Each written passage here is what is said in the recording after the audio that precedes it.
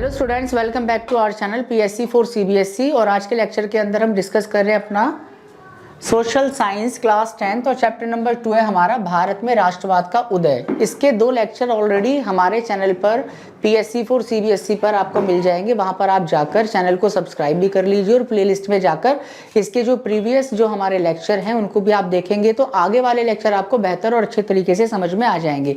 ठीक है, इसके अलावा आप इस लेक्चर को अपने दोस्तों के साथ में भी शेयर कीजिए और वीडियो को लाइक भी कीजिए और कमेंट बॉक्स का भी आप इस्तेमाल कर सकते हैं। आपकी जो भी समस्याएं हैं या आपको लगता है कि हम जो काम आपके लिए कर रहे हैं वो अच्छा काम है, आपको इससे बेनिफिट हो रहा है, तो आप कमेंट बॉक्स में भी उसको लिख सकते हैं। तो आइए अब हम अपने लेक्चर की शुरुआत कर देते हैं। साइमन कमीशन का आना। देखिए, साइमन कमीशन बहुत इंपॉर्टेंट है भारत में, इससे बार बार क्वेश्चन बनते हैं।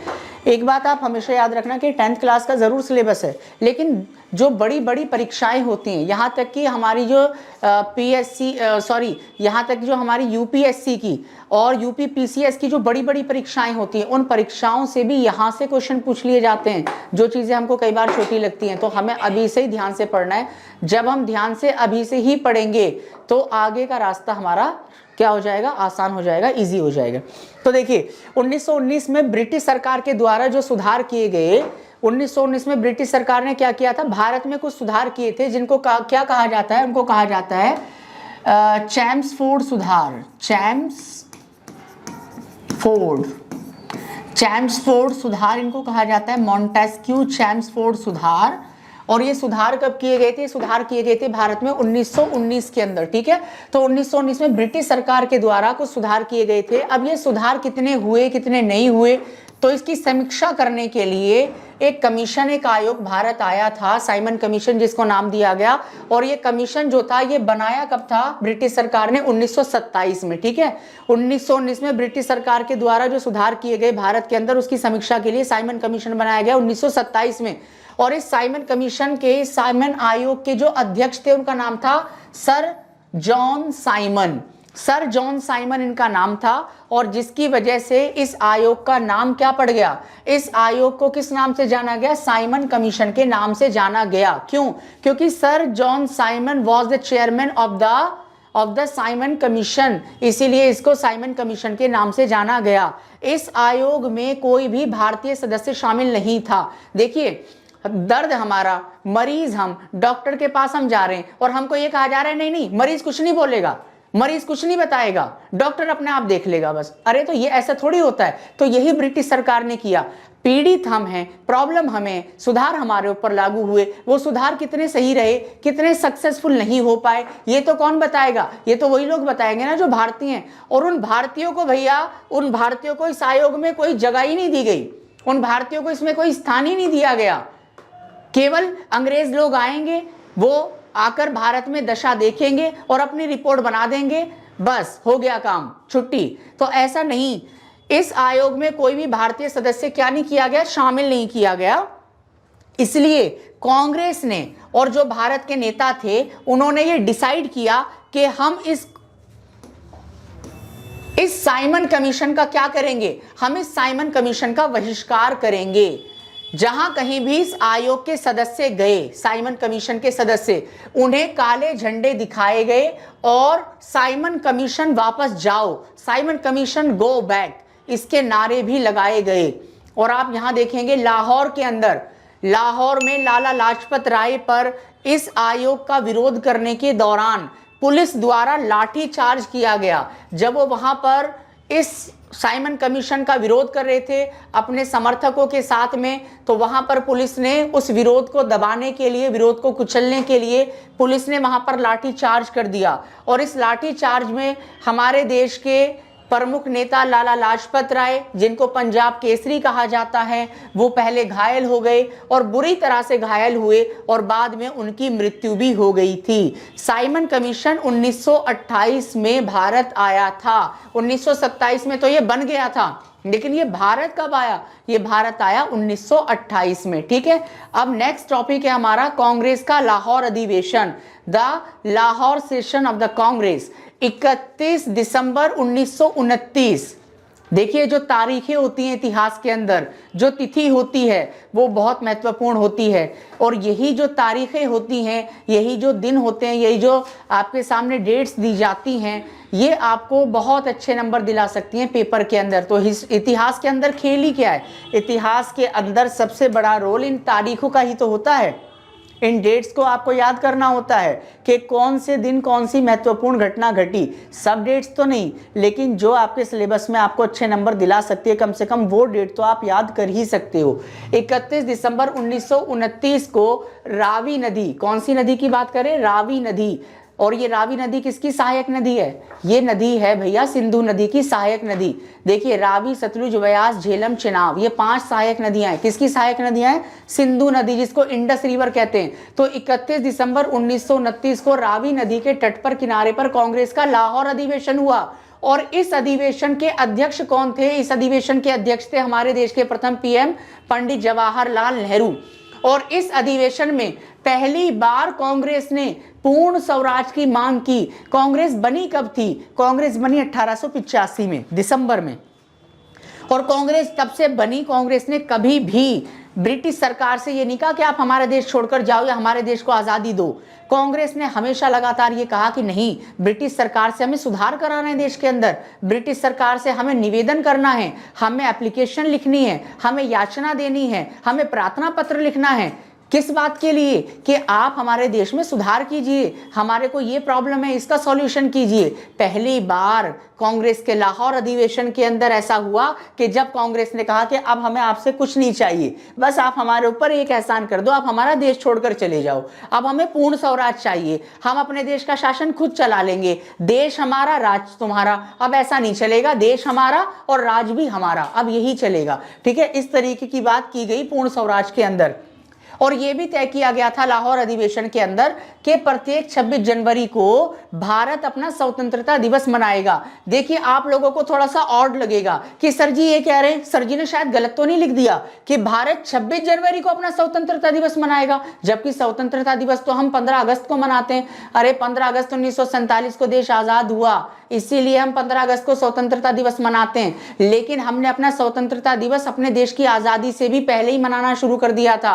और वो कौन सी तारीख में मनाते थे वो हम मनाते थे 26 जनवरी को ही, वो 26 जनवरी को ही मनाते थे हम, लेकिन हमें अंग्रेजों ने आजादी दी 15 अगस्त को, इसीलिए हम 15 अगस्त को अब अपना स्वतंत्रता दिवस मनाते हैं। और हमारा जो संविधान था वो बनकर तैयार हो गया था 26 नवंबर में, लेकिन इस 26 जनवरी के ऐतिहासिक दिन को हम भारतीय भूल ना जाएं, इसीलिए 26 जनवरी को हमारे कॉन्स्टिट्यूशन को, हमारे संविधान को लागू किया गया। और इस 26 जनवरी को अब हम क्या मनाते हैं, अब हम मनाते हैं अपना गणतंत्र दिवस। लेकिन पहले क्या मनाते थे, पहले मनाते थे इसको स्वतंत्रता दिवस के रूप में। मैं समझ रहा हूं कि आपको क्लियर हो गई होगी चीज, अब आपको कोई डाउट नहीं होगा। अगर कोई डाउट है भी तो फिर भी आप कमेंट बॉक्स में लिख लीजिएगा उसको। कमेंट बॉक्स में जब आप उसको लिखेंगे, आपकी जो समस्या होगी तो उसका मैं आपको रिप्लाई कर दूंगा। ठीक है, अब यहां देखिए नमक सत्याग्रह। नमक सत्याग्रह बहुत इंपॉर्टेंट है, क्योंकि नमक एक ऐसी चीज है जो जाति के हिसाब से यूज नहीं होता, जो धर्म के हिसाब से यूज नहीं होता, सभी लोग इसको अपने खाने में टेस्ट के लिए यूज करते हैं। और ये नमक एक ऐसी वस्तु है जिसने भारतीयों के लिए एक रास्ता तैयार किया, एकता का रास्ता। जो हिंदू मुस्लिम कहीं ना कहीं आपस में डिवाइडेड थे, गांधी जी ने इस नमक को एक हथियार के रूप में इस्तेमाल कर लिया। क्यों किया, देखिए यहां पर ब्रिटिश सरकार ने नमक पर क्या लगा दिया, टैक्स लगा दिया। अभी तक नमक पर कोई टैक्स नहीं होता था, लेकिन ब्रिटिश सरकार तो बहुत लालची थी, वो तो अपना खजाना भरना चाहती थी, तो हर चीज पर धीरे धीरे क्या लगा रही थी, टैक्स लगा रही थी। तो इस बार किस पर टैक्स लगा दिया, नमक के ऊपर टैक्स लगाया। और नमक क्या है, नमक तो एक मौलिक वस्तु है ना, और सस्ती वस्तु है, ऐसी वस्तु है जो हर कोई यूज करता है। अपने किचन के अंदर आप देखेंगे, सब किचन के अंदर आपको नमक मिलेगा ही मिलेगा। तो नमक क्या एक मौलिक वस्तु है जो कि प्रत्येक भारतीय की आवश्यकता है। गांधी जी ने इस कानून का विरोध किया। गांधी जी ने कहा कि नमक के ऊपर टैक्स लगाना बिल्कुल नाजायज है, बिल्कुल अनुचित है, ये ठीक नहीं है। और इसीलिए गांधी जी ने क्या किया, इस नमक कानून का विरोध करते हुए दांडी मार्च निकाला। और इस मार्च की जो शुरुआत हुई थी वो हुई थी 12 मार्च 1930 को, और यह 6 अप्रैल 1930 तक मार्च चला। और देन 6 अप्रैल 1930 को ये मार्च समाप्त हुआ। गांधी जी ने नमक कानून का उल्लंघन करने के कारण गांधी जी ने, क्योंकि गांधी जी समुद्र के तट पर गए और वहां मुट्ठी भर नमक अपने हाथ में लेकर गांधी जी ने ब्रिटिश सरकार के द्वारा बनाए गए नमक कानून का उल्लंघन किया, उसकी अवहेलना की, उसको तोड़ दिया, डिसओबे किया गांधी जी ने उस कानून को। इसीलिए गांधी जी को क्या कर लिया गया, गांधी जी को गिरफ्तार कर लिया गया और देन उसके बाद में एक आंदोलन शुरू हुआ भारत में जिसका नाम था सविनय अवज्ञा आंदोलन। ठीक है, सविनय अवज्ञा आंदोलन की शुरुआत हुई। सविनय अवज्ञा आंदोलन का मतलब क्या था? देखिए, सविनय अवज्ञा आंदोलन का मतलब है कि हम ब्रिटिश सरकार के द्वारा बनाए गए कानूनों का पालन नहीं करेंगे। कोई आदेश जो ब्रिटिश सरकार हमें देगी और हमें लगेगा कि ये भारतीयों के हिसाब से अनुचित है, ये हमारे हितों के विरुद्ध है, तो हम क्या करेंगे, हम उस कानून को मानने से इनकार करेंगे, हम उस कानून को तोड़ेंगे। ये गांधी जी ने इस आंदोलन की मूल बात यही थी, सविनय अवज्ञा आंदोलन। और सविनय अवज्ञा आंदोलन में देखिए क्या क्या किया गया। तो सबसे पहले देखिए, विदेशी वस्तुओं का इस्तेमाल करने से गांधी जी के द्वारा मना किया गया। सभी भारतीयों ने भी इसका बहिष्कार किया, हम विदेशी वस्तुओं को नहीं खरीदेंगे, नहीं इस्तेमाल करेंगे। और जो शराब की दुकानें थी उसकी पिकेटिंग की गई। अब ये नया शब्द आया पिकेटिंग, कई बार पेपर में पूछ लेता है 1 नंबर में पिकेटिंग क्या है, यानी कि वह रास्ता जो सड़क की जो शराब की दुकान तक जाने वाला रास्ता है, उस रास्ते को ब्लॉक कर दिया, उस रास्ते को रोक दिया, उस रास्ते को बंद कर दिया। तो इसके लिए क्या शब्द इस्तेमाल है, पिकेटिंग शब्द इस्तेमाल हुआ है। क्योंकि देखिए, भारतीय लोगों को लत लग गई थी। कुछ वर्ग ऐसा भी था भारत में, कुछ ऐसे भी पुरुषों का वर्ग था जो लगातार शराब पीते थे, उनको शराब की हैबिट थी। और वो कौन सी शराब पी रहे थे, तो जो अंग्रेजी शराब होती थी उसको यूज करते थे। और अंग्रेजी शराब की दुकानों तक भारतीय पुरुषों को जाने से रोकने के लिए उन दुकानों तक जाने वाले मार्गों को रोका गया, उनके बीच में व्यवधान उत्पन्न किया गया, उनके बीच में अवरोधक लगाए गए, बैरियर्स लगाए गए। और उसके लिए कौन सा शब्द यूज हुआ है, पिकेटिंग शब्द यूज हुआ है। अगला देखिए, वन कानूनों का उल्लंघन किया गया। जो ब्रिटिश सरकार ने वनों को लेकर, जंगलों को लेकर जो कानून बनाए उनको भी लोगों ने तोड़ा। और देश भर में नमक कानून का भी उल्लंघन किया गया था। तो ये सविनय अवज्ञा आंदोलन के एक प्रमुख कार्यक्रम थे। अब ब्रिटिश सरकार ने जब यह आंदोलन हुआ तो सरकार तो कुछ करेगी ना भाई। सरकार के खिलाफ आंदोलन हो रहा है तो सरकार तो उसे कुचलने के लिए, उसे दबाने के लिए, उसे खत्म करने के लिए कोई ना कोई तो कदम उठाएगी। तो सरकार देखिए क्या क्या कदम सरकार ने उठाए। ब्रिटिश सरकार की दमनकारी प्रतिक्रिया, सरकार ने कौन कौन से तरीके अपनाए इस आंदोलन को खत्म करने के लिए, कुचलने के लिए। तो सबसे पहले देखिए, जो लोग शांतिपूर्ण तरीके से सत्याग्रह कर रहे थे, नमक कानून का उल्लंघन कर रहे थे, उन पर हमले किए गए ब्रिटिश सरकार के अधिकारियों के द्वारा या फिर उनकी पुलिस के द्वारा। और बच्चे और स्त्रियों के साथ में भी हिंसा की गई, उनके साथ में भी दुर्व्यवहार किया गया। बच्चों को भी पीटा जाता, स्त्रियों पर भी लाठीचार्ज किया जाता था। और कांग्रेस के जो प्रमुख नेता थे उन सबको गिरफ्तार करके जेल में पहुंचा दिया।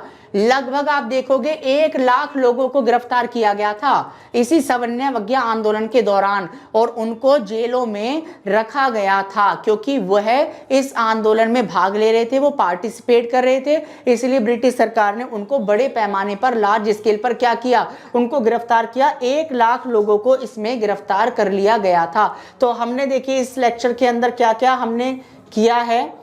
हमने किया है भाई यहाँ पर एक तो अपना लाहौर सेशन किया है, देन उसके बाद में नमक सत्याग्रह यानी सविनय अवज्ञा आंदोलन, इसके कार्यक्रमों के बारे में। और उसके बाद में हमने पढ़ा ब्रिटिश सरकार ने किस तरीके से इस कानून को कुचला, दबाया। आप हमारे चैनल को जो है वो सब्सक्राइब कर लें और अपने दोस्तों के साथ में वीडियो को शेयर कर दीजिए, वीडियो को लाइक कीजिए। इसका जो PDF है आपको फ्री ऑफ कॉस्ट हमारे टेलीग्राम चैनल पर भी आपको उपलब्ध कराया गया है, जिसका लिंक आप देखेंगे डिस्क्रिप्शन में है। तो इसी के साथ में अपने इस लेक्चर की आज हम समाप्ति कर रहे हैं। नए लेक्चर के साथ, नई नॉलेज के साथ में हम एक बार फिर आपसे रूबरू होंगे। तब तक हमारे चैनल के साथ में इसी तरीके से जुड़े रहिए, उसको अपना प्यार देते रहिए। मिलते हैं PSC 4 CBSE चैनल पर। Thank you.